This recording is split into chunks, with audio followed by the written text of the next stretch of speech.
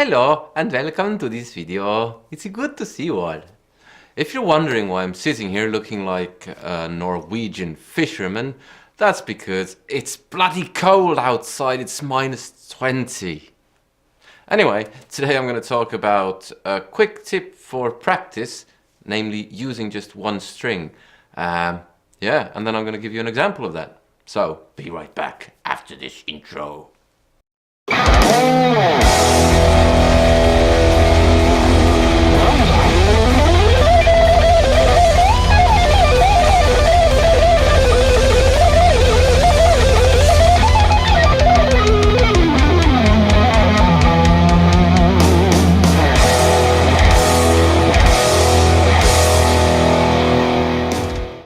Right, so welcome back. I had to get rid of my Norwegian fisherman's outfit because it was itchy and hot.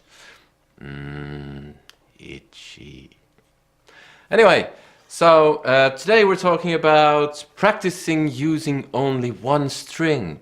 Now I hear you ask, why would anyone in their right mind play using just one string? Well, I'll tell you why. It's because it limits you and forces you to think in new ways, hopefully. Because, let's take me as an example. I have certain go-to licks that I use when I'm kind of running out of ideas, which is often, this is one. It's just one example. So I can use that to go from here to here and just throw something like this in.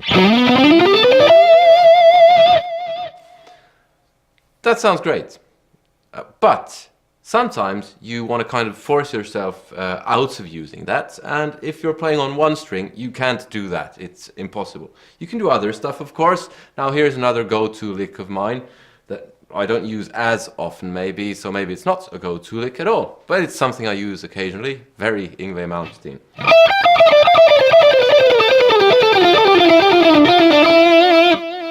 Now that's on one string, so that I could use, but the idea is that when you're improvising, and this is kind of like as well, you need to improvise to do this, so it's a good improvisation practice as well, or improvisation exercise rather.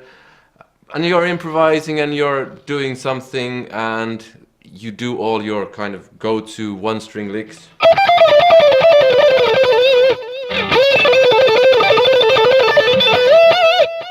So you've done them all. What do you do next? You have to start doing something else. And chances are it'll sound rubbish. Now you don't maybe want to record yourself or record anything proper doing this, but it could be a good idea to record yourself so you hear what you're doing and try again and so on. Or when you're playing live, maybe you shouldn't do this, but it's a good practice thing. So, don't know. Could do something instead of the go-to licks. I could start listening to the background a bit and kind of do bends in a different way.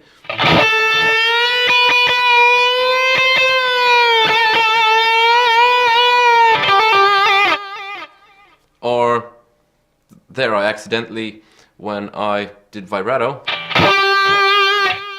pulled the string hard enough that it actually slipped off the fretboard. So if you're playing on one string, you could just start doing.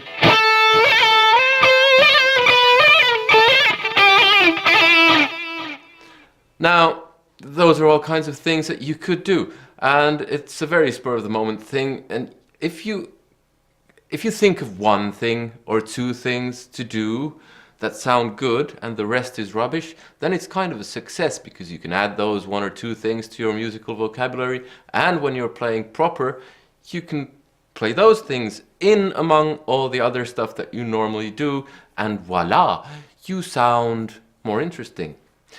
Now I'm going to give you an example of me playing on one string to an actual backing track. This is the solo section to a song called Sunsets of my last album, Age of Heroes. Now I'm only going to do one take and we'll see what happens. There's a good chance this will be complete rubbish. In which case, I invite you to laugh at me together with me, because laughing at yourself is also a very healthy thing. But be right back.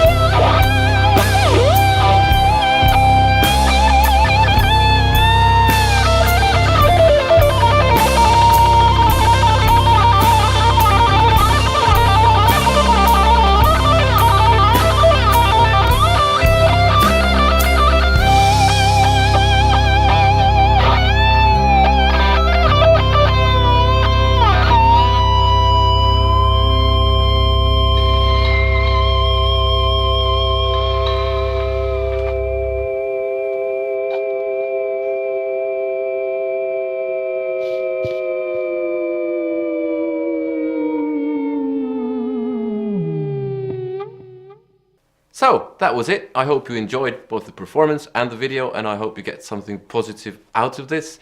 If you did, please click like, please subscribe if you haven't already, and please feel free to let me know what you thought in the comments. And if you have any kind of other practicing things that do the same thing, essentially limit you, just let me know. There might be some good ideas out there. And if you want to hear the full song, Sunset, I've just recently did a video on that. There's a card here somewhere right about now, so check that out. And yeah, thank you. It's been a pleasure. See you again soon. Bye.